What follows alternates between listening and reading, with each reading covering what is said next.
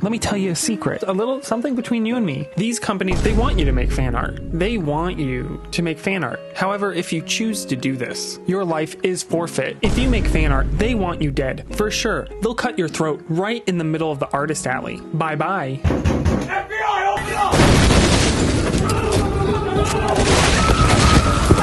Now you might be confused. For your entertainment, I'm gonna risk it all. The sale of fan art is widespread, and you might have asked yourself, how do people get away with this? Is this even legal?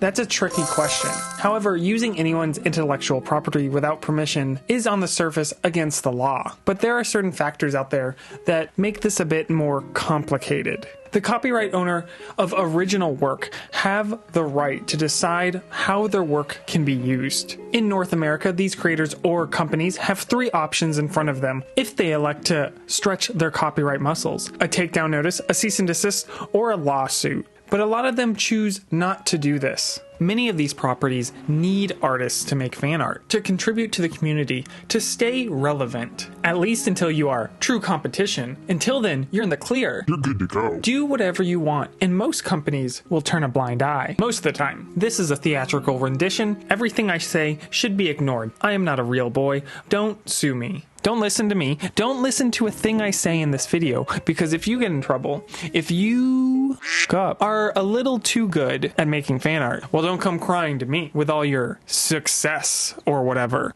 And even then, don't think for a second that they don't welcome the free advertising. Now, in most cases, you're never going to get the green light to make fan art. Artists profiting off of fan art is not so black and white of a situation as some people might have you believe. After all, walk into any artist alley at any large convention. How did they get away with it? What's happening behind the scenes logistically when it comes to creating and profiting off of fan art? Let me tell you a secret. Let me tell you. Just come on, come closer. Understand that the fan art community is a symbiotic relationship with the IP holders of these properties. Oftentimes, these companies are not the creators of these properties, and thus, at the end of the day, they are a business, which in turn is why some people get in trouble for doing certain things and other people do not. Perhaps legality is not on your side, but is morality? Can you fall asleep at night knowing that all those waifus you painted will get you through the pearly gates unscathed? Or will the great weeb lords look upon you in disgust? Have you had a run-in with the fan art police? Why, have you seen them around here?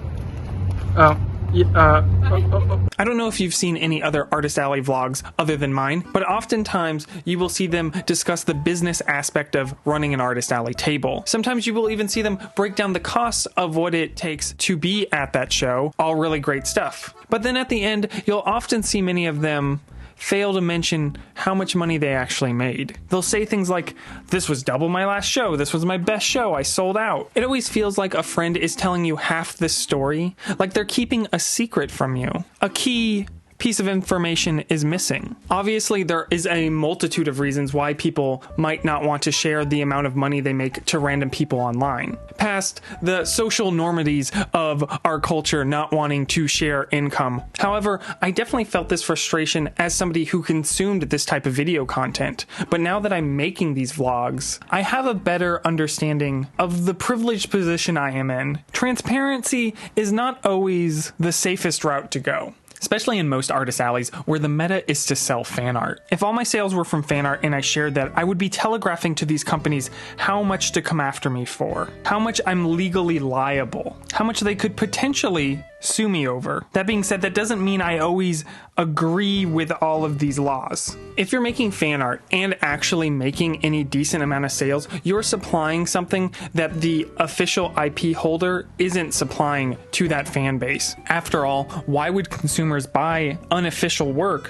when they can oftentimes get something of a better quality and at a better price point from a company that's able to produce merch at a much larger scale than most independent artists? Oftentimes, fan art is filling a gap within the market, one that I would argue doesn't necessarily directly compete with the actual IP holders of many of these properties. There comes a point where you can cross the line into being direct competition, where I think the legal side of this starts to make more sense. I would argue in many cases these fan art artists are the ones that are keeping these properties relevant longer and more efficiently. Artists typically are members of the fan community and understand what fans for that particular property might be looking for more than, say, some of these corporate businesses that manage our favorite shows and animes. In most cases, when you're supplying merch of something that the brand isn't making, yes, you're making a profit, but you're also giving them free advertising. I find that this relationship can be very valuable to both parties. If every piece of fan media just instantly disappeared from any single property, the power and influence of that property would diminish very quickly. At least the way the culture is, especially in the anime world currently. And I do think many large companies have leaned into this. Honestly, I think the fan art community and these publishing companies or other holders of these IPs have a very codependent relationship. One that I think most of these companies understand and respect to a certain degree. For example, at Anime Expo earlier this year, the largest anime convention and event in the world, many of these companies are in attendance. And hundreds of artists are also there doing fan art and selling fan art. You may have already heard, as it was well documented, that many exhibitors received cease and desist letters over the course of the weekend, forcing them to remove any unofficial merch for sale or display. However, there was an exception. There seems to be an invisible barrier between the exhibit hall and the artist alley. Almost every exhibitor that was selling unlicensed merch or artwork was asked to remove those products. However, to my understanding, nobody in the artist alley that has over 800 plus artists was asked to remove anything, an area that is arguably infringing on these copyright laws far more heavily than the exhibit hall is. And one of the theories behind this among the artist community, if you're in the exhibit hall, you're thought of as a large company, aka competition in some way. Obviously, I don't know the exact thought process on why they have made this division, but they seem to leave independent artists alone, at least if you're in the artist alley. The point is, there is clearly a difference to them on who is fair game and who is not. At the end of the day, they have the legal right to go after everybody if they wanted. And the majority of companies, even the ones that are known for being more aggressive on this topic, have seemed to steer clear of the artist alley at most events. And in years prior where this has also taken place, specifically at Anime Expo, exhibitors were exclusively in a different room than the artist alley. But what makes this year so interesting is that they added exhibitor space into the same room that Artist Alley is in. So there is exhibitors in two different locations.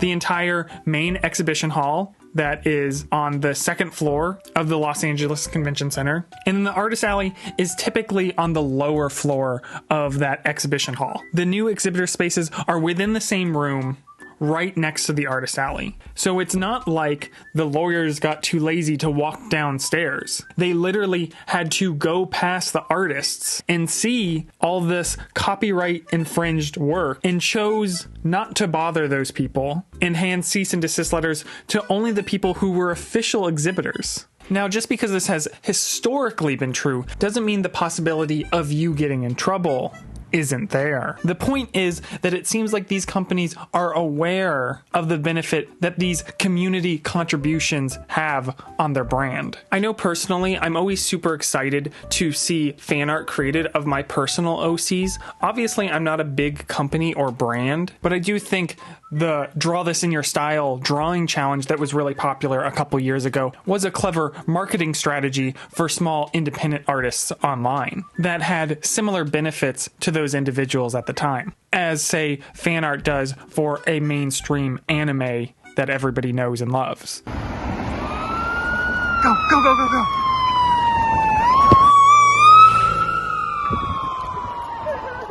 Now, one of the largest companies doing these takedowns at Anime Expo was Viz Media. Even if you don't recognize that name, you definitely are aware of some of the properties that they have the distribution rights for. Naruto, Sailor Moon, One Piece. I could go on.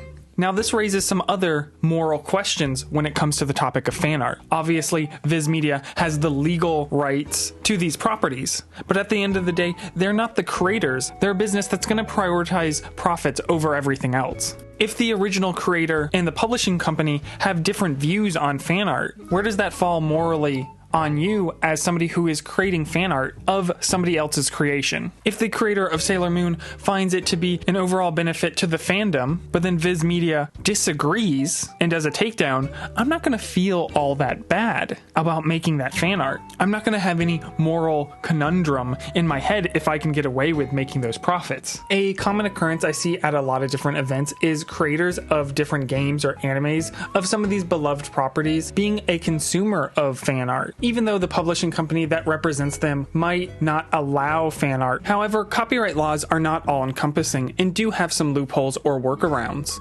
Fair use, parody, and one-offs, most of these are reserved for more niche cases or journalism of some sort like review or commentary type content. Parody being the main source of most lawsuits that are eventually won, especially within the fine arts community. And one-offs being where you create a physical item and thus you are the owner of said physical item and can sell that physical item, but you can't mass produce that without infringing on copyright laws. Most cosplays and physical original paintings or drawings would fall under this category. But the second you start recreating that, making prints, that's where you get in trouble. And typically, if you're not profiting in some way or directly harming the company, legally, there is little recourse an IP holder could have over an individual creating fan art in this circumstance.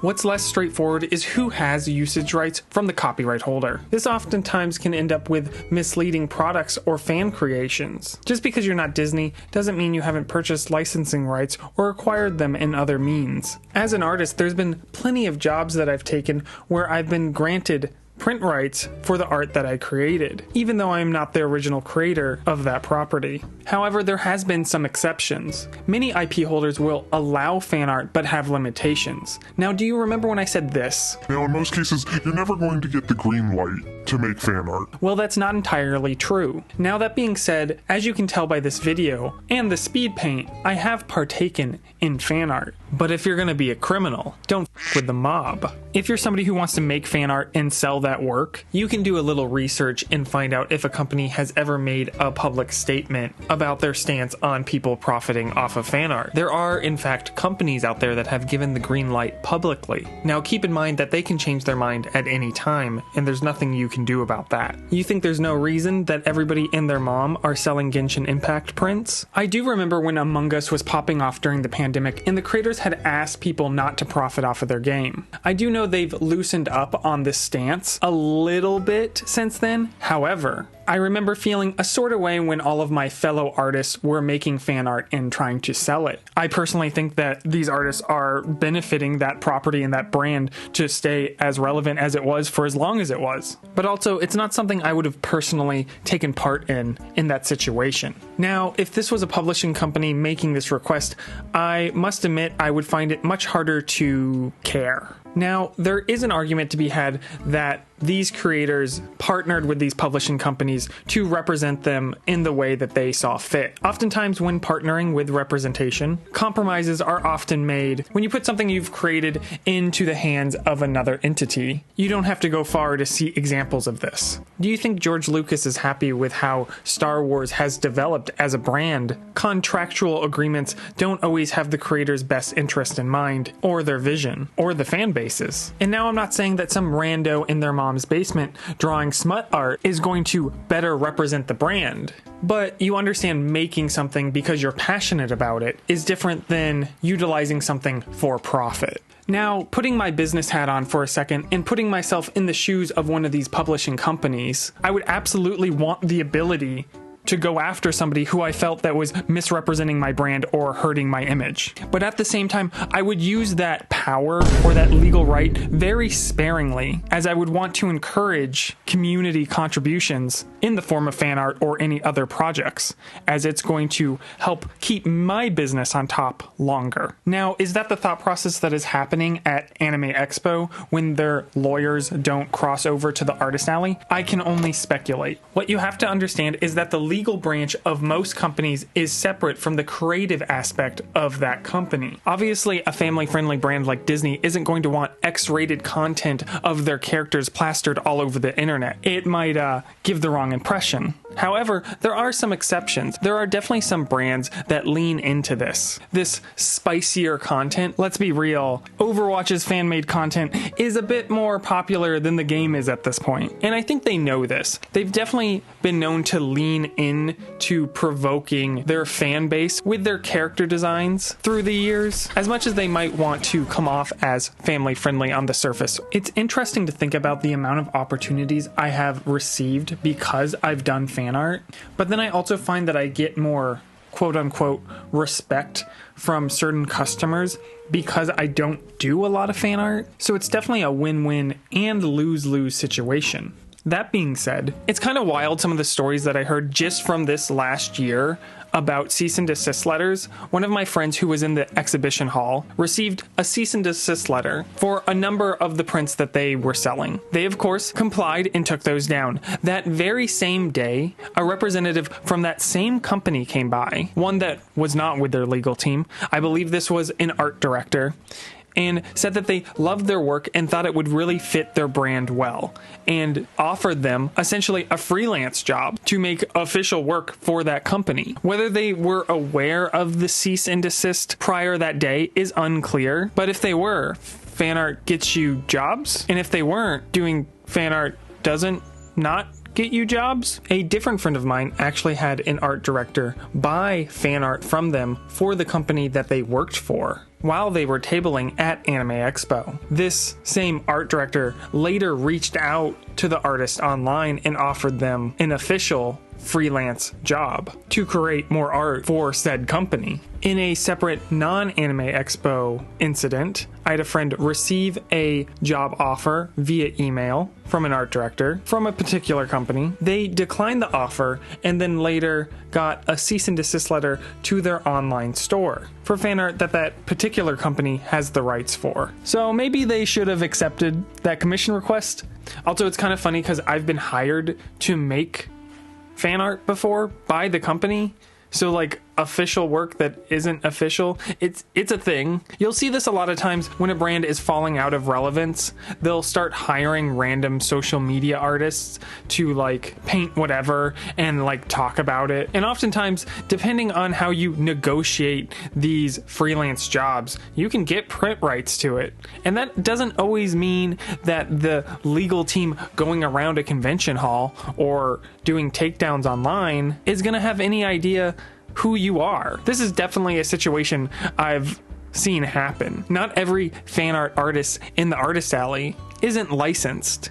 In my experience, the legal team and the creative team for these companies don't always talk to each other. Now, I am in a privileged position to be able to make videos that are more transparent about my income, just based on the simple fact that I don't typically rely on fan art to make sales. That being said, I could probably make a lot more money if I did, but it's simply not something that I'm all that passionate about. I prefer to be a consumer more than the creator of this type of product. Regardless of that, I think I've done pretty well, as we've discussed on this channel before. However, I promise you this, if I was making 40 grand a weekend off a one-piece artwork, I wouldn't be telling you. Not because I didn't want to flex about it, but because I sure the hell don't want to get sued by Viz Media. And now for the record, Viz Media, I have never made one-piece art. I don't like One Piece. I'm sorry, don't hate me. One Piece fans. I know it's whatever. However, if I was, I might keep that information to myself. I think being transparent about income in the art world is really important for people to better understand how to make a living being an artist, but I also have to protect myself. So you might understand why some of the more successful fan artists out there don't necessarily talk about the business end of things. And also One Piece sucks. Please let me know in the comments below how wrong or correct I am. Watch, Viz Media sues me for like slander or something. They're like, we can't get you on the fan art, but defamation. So as a convention artist, there seems to be some protection in that invisible wall, as long as you're in the artist alley, unofficially. But what if you just want to sell your work online? is it still free game? Every few months, they'll send their lawyers out to scour the internet, and this is more of a show of power, just to remind you that they're there. However, their lack of efficiency is by design, in my humble opinion. The main point of this is for those lawyers to say they've done something, to get their paycheck. Legally speaking, if a company doesn't defend its IP when it is questioned in court, this can be used against them. So to keep their legal foothold strong, they occasionally have to defend that right, regardless of intent. It typically takes a lot for any major company to actually take an independent artist to court for selling fan art, and most of the time isn't worth it for them, past just sending a cease and desist or takedown notice. And a lot of these takedowns won't even be for the property that they own. A specific issue I see a lot with these online marketplaces like Etsy or Shopify is that if you use specific tags that are related to different IPs, even if the product itself is unrelated, you will end up getting a takedown order. For example, if you make cute plushes and you think that Pokemon fans will like your plushes, so you put Pokemon in the tags, that's not only how your customer base is going to find you, but that's also how the lawyers are going to find you, as the people typically dishing out these takedown orders don't know the property well enough to know the difference, or are just too lazy to check. Oftentimes, they're trying to meet a quota to make it look like they're doing something. And although legally speaking, you've done nothing wrong, it can be a real headache. And if this happens enough on certain platforms, they might also view you as a risk and ban you from those sites over time, as oftentimes the moderators of these websites also don't know the difference or don't want to waste the time in figuring it out. In my professional experience, like your average college student YOLOing across the street, praying for a car to hit them in hopes of getting their tuition paid for, there is perhaps a more insidious theory that could be a pro or con of doing fan art, depending on how you look at it. As we've discussed and theorized, these companies want you to make fan art, but why just stop at the free advertising? I mean, why hire a design team when you have a whole community doing it for you? You make better merch than they ever could, so that they can come around and take credit. Crowdfunded, outsourced. Maybe they'll just sue you for all your profits. After all, that is their legal right. Money on my mind. Money all day, every day. That's all I think about is the money. They might say to themselves, YOLOing across the street, hoping, praying that some reckless fan artist will pick their franchise to design the next bestseller.